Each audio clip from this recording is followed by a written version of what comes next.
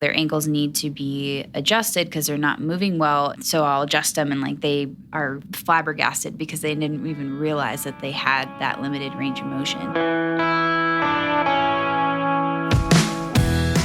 You're listening to the Ethos Athletes Podcast, where we believe that your health is the number one resource you need to accomplish your dreams.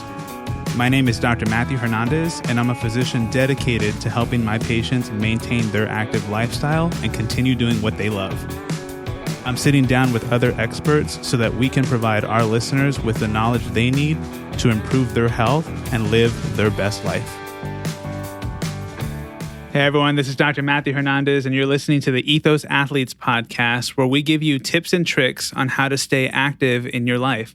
We're continuing our series on rock climbing and injuries that rock climbers can experience. And so for this series, we've been fortunate to have Dr. Michelle Snow, who is the owner of Ascend Chiropractic and rock climber herself. So Dr. Snow, welcome back. Thank you. Thanks for having me. So today we're going to be talking about the ankle and then a small muscle behind the knee that is called the Popliteus muscle that can cause trouble for a lot of people and having them experience knee pain. So let's start off with the ankle first, and then we'll move into that Popliteus muscle. So Dr. Snow, what kind of injuries are we worried about with climbers specifically when it comes to the ankle? So with the ankle, usually I'll see more kind of limited range of motion. So it'll cause ankle pain. Sometimes it can just be a gradual occurrence. And so it might just be a little bit of discomfort, or the person might not even realize or have any pain that they're experiencing. It's more just that limited range of motion, which will affect their climbing performance. And a lot of times I get people that, their ankles need to be adjusted because they're not moving well. And so I'll adjust them and they are flabbergasted because they didn't even realize that they had that limited range of motion. And it makes a huge difference in their climbing ability and just, their day-to-day activity because you're on your feet all the time walking around. So it can make a difference. So that's the thing I see the most. And in particular, the range of motion that is usually limited is dorsiflexion. So when you're flexing your foot where your toes are coming up closer to your shin. Mm-hmm. That's the movement that I see gets kind of locked up and decreased, especially in the climbers. Now, what are some of the things that can contribute to limited dorsiflexion or limited raising your toes up essentially into the air? Yeah, so the thing I see it most commonly pop up in is one, if the person is switching into a new type of training because your body has to get used to it. So in that transition period, if you're switching from one type of climbing to another, your body has to kind of play catch up and get used to that new movement, even if it's just a slight difference. And then the other thing that I've seen it a lot in is particular facets of climbing, and the main one being speed climbing. Okay. So there's different types of climbing. The main ones, there's bouldering, which is you're climbing free climbing basically with no harness or ropes. Right. There's sport climbing, which is with the ropes and the harness, and you're clipping into clips on the wall as you climb up. And then speed climbing, and that's a very specified route. There's very limited walls that are certified for it throughout the country. But because of that, it's a specified route. You're hooked into a harness and rope that is on a pulley system at the top. So it's basically keeping you safe, but you're trying to get from the bottom to the top of this route in the fastest time possible. Sounds a little dangerous. Yep. Yeah. So it's pretty spectacular to watch. It's fascinating to see the videos of people competing in speed climbing. There's some male climbers out there that'll finish it in 5 seconds or something. Yeah, and you're crazy. Looking at this tall wall. But basically they just have to launch themselves off of these holds, and they're relying on that rope and that pulley system and kind of propelling themselves with their arms and legs. But because it's such a specified route, there's the same starting position that you're starting with every single time.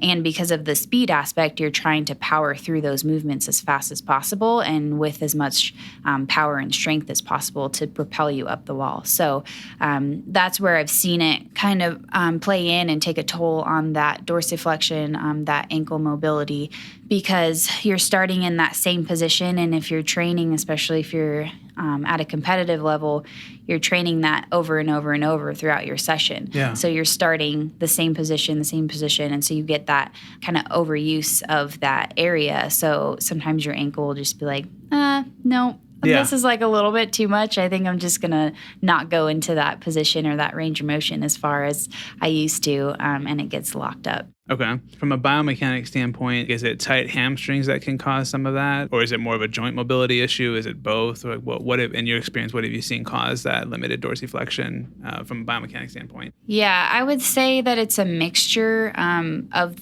the actual joint movement and the surrounding muscles. Okay.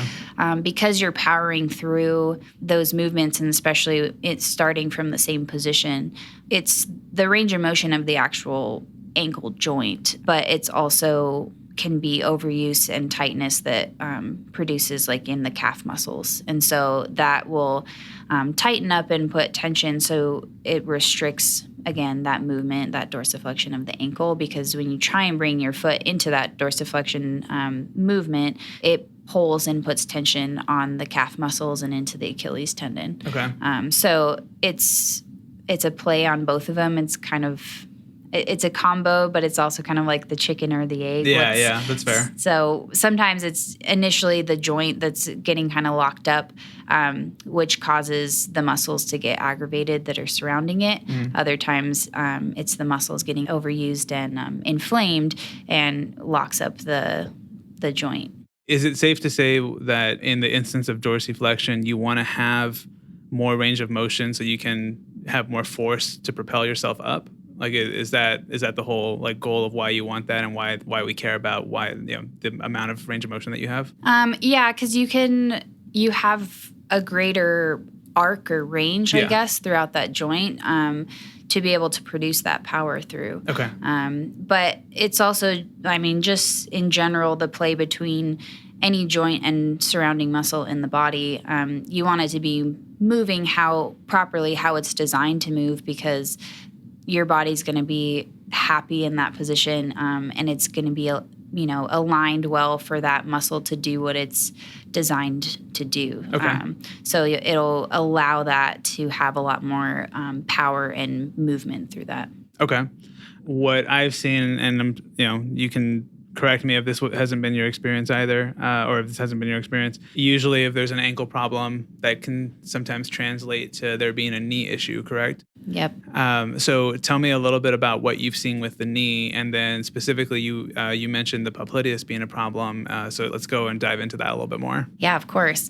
And you're totally right. It's whenever there's an issue somewhere in a certain chain of the body, the surrounding areas can start to develop issues as well. Yeah. So with the knee, and specifically the popliteus, there can be aggravation and tightness is usually how I see it present. Okay. So the popliteus muscle is just a tiny muscle that sits in the back of your knee. It's kind of like a tiny strap that goes from the inside to the outside on the back. It helps primarily in stabilizing the knee while the bigger muscles are doing the movement. So bending and extending that knee joint. But it also helps in that initial kind of locking and unlocking motion of the knee. I see this take a toll or play into climbers specifically when they are doing a move called heel hooking. So oh yeah, for sure. It puts a lot of tension through the knee joint, and if you're not activating the hamstrings and the surrounding muscles properly, it can just aggravate that knee, and particularly the popliteus muscle, because it's trying to stabilize that knee during those movements. So heel hooking is usually how I see it. If people are new to the sport of climbing, or they're new to using that type of move, basically what it is, you take your heel and and hook the back of your heel on one of the holds. So this helps if you're in a position where you have to kind of crunch yourself up in a route. And so you put pressure through that heel and your knee is bent to propel yourself up to reach up with your arms to the next hold. And so if you're not activating the hamstrings well and pulling through like the whole muscle belly of the hamstring in the back of the thigh there, a lot of people tend to try and rely on more like just the knee joint to do that movement. So it just puts a lot of tension through that knee instead of actually using the big muscle to do the heavy hitting for that movement. Okay. Yeah. And I've seen that hold before, and that's, I don't know if I can do that one, to be honest. Yeah. But I mean, I have seen one of my friends who is a avid rock climber. I have seen his popliteus kind of get a little torn up from that hold specifically. Mm-hmm. But as I'm sure with, and with his hamstrings as well. But obviously there are ways that we can successfully do this without injuring ourselves. And so what are some of the things that we can do for prevention to make sure that, these issues don't occur? Because I would imagine for the popliteus, you can strain it or even like cause trigger points in that muscle, stuff like that, right? Yeah, I would say trigger points are the things I work on the most in that area. So, muscle work, tissue work on that muscle in particular, the tendons and connections of the hamstrings, and the fascia that's surrounding the area. So typically when I'm treating people who have issues with the popliteus, I'm doing scraping and kind of myofascial release, holding tension points, stretching out that area. It spans and extends from like the top of the calf into the bottom of the hamstrings. Mm-hmm. So I usually work a little bit in that expanded area because, like you said, when one area is aggravated, the surrounding areas start to get aggravated as well. So it's necessary and important to address all the surrounding areas and just make sure it's all loosened up and moving properly as well. Yeah, no, absolutely. This is definitely one of the trigger point releases that I do not like because it hurts like a mother. Yeah. But you feel so much better afterwards, which is nice. Now, when we're looking at different adjustments that are indicated in both the ankle and the knee, what are some of the ones that address the injuries that we're talking about specifically here? And so to fix dorsiflexion and then to also make sure the popliteus doesn't, act up on us. Yeah. So the two ones that I do most commonly are one for the ankle is looking at the talus. So the talar joint is the main ankle joint between the bones in the bottom of your leg and the talar bone, which is like a dome structure in your ankle. So with that one, basically it looks like a pole of the leg, and so I try and bring that ankle into as much dorsiflexion as it can go, mm-hmm. and then do a pull kind of from like head direction toward me, toward the foot. So it tractions out that leg and that ankle joint to allow space in that talar joint. And then that creates just some stretching of the area and better movement in that dorsiflexion. The one that I do surrounding the knee area most commonly, and particularly in association with working on the popliteus muscle, is the fibular head. So the fibula sits on the outside of your leg, and the head is at the top, so near your knee. It's not a ton of movement that joint has. Right. It's supposed to just have a slight gliding motion from like forward and back. And so a lot of times when that popliteus muscle that sits in the back of your knee gets tight, it can put tension and restrict that fibular head from moving and gliding forward. Mm-hmm. So it usually just needs a little push to get that moving. So you gently bend the knee and do kind of like a funny crank type motion. Yeah.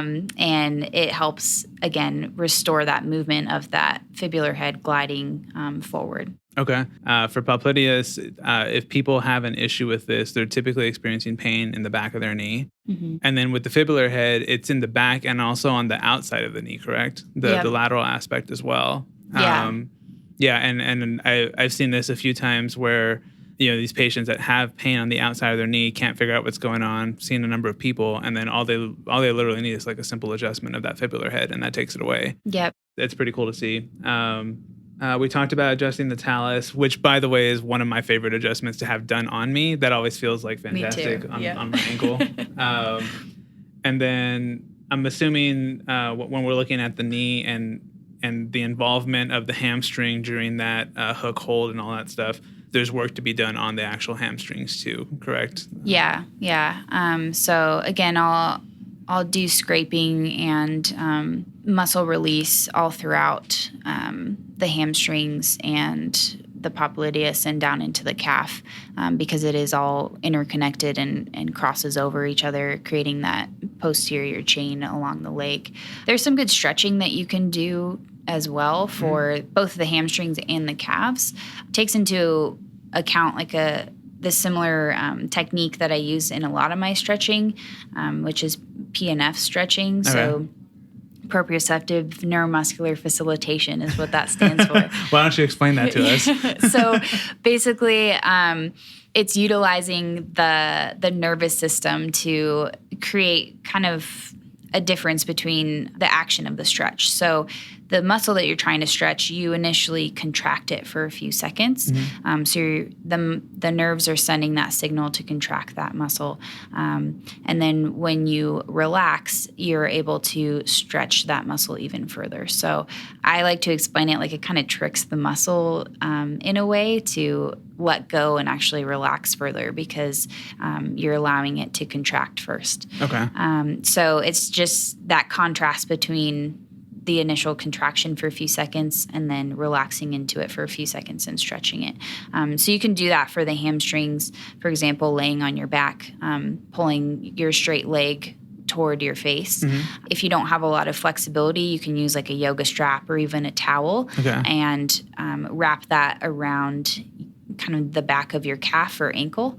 And so you're going to press that straight leg down into that strap or that towel, and your hands are pulling against it. So you're creating that resistance. So your leg isn't moving in position at all, but you're activating those hamstring muscles. And then you relax and you can pull that leg even closer, stretch it further towards your face. Okay, awesome. The towel helps. My hamstrings are not flexible by any means, and so that towel definitely helps with that piece. Yep, I'm with you too. It's a good tool and trick to use. Yeah, absolutely. Dr. Snow, is there anything else that you like to share about the ankle and popliteus? I think even hamstring. Yeah, I think we pretty much hit everything that I typically do. I try and keep things pretty simple when it comes to treatment and prevention, so that people will actually latch onto it and do it, make it a consistent part of their routine. But I think we pretty much nailed it. Awesome. No, that's what I like about your approach. I'm a minimalist myself, and so if we can do a small amount of very effective things, then we're pretty solid. Exactly. Okay, so just to kind of recap on some of the things we talked about, one of the biggest things that can affect climbing is going to be ankle dorsiflexion. And so if you are having an issue with that, basically what that looks like is you're not able to lift your foot off the ground towards your lift your toes off the ground towards your head as much from one side compared to the other, assuming you have an issue with just one side. And how that affects you essentially is you're not able to have that full arc of motion and be able to have more force behind when you propel yourself upward. The other thing that we want to look at is during hook holds that can cause strain on the popliteus muscle, which is a muscle behind the knee. And then as well as hamstring tension. Both of those will kind of represent tight hamstrings. And then the popliteus issue is going to be you feeling pain directly behind your knee. And then you can also feel pain on the lateral aspect, which is going to be from the fibular head of the fibula is a bone in your leg. And if that gets stuck, that can also cause you some issues as well. And usually that correlates with the popliteus problem. There's obviously things that we can do to prevent all this. Some of it is going and doing scraping, stretching, different things like that. And then obviously chiropractic adjustments, which Dr. Snow does at her practice. Dr. Snow, it's been a pleasure to have you on our series talking about rock climbing and helping people prevent rock climbing injuries. Thank you again for being on this series. Of course. It's been a pleasure. And I'm sure we'll have Dr. Snow back in the future for other episodes. Thank you again for listening, and we hope you have a great day.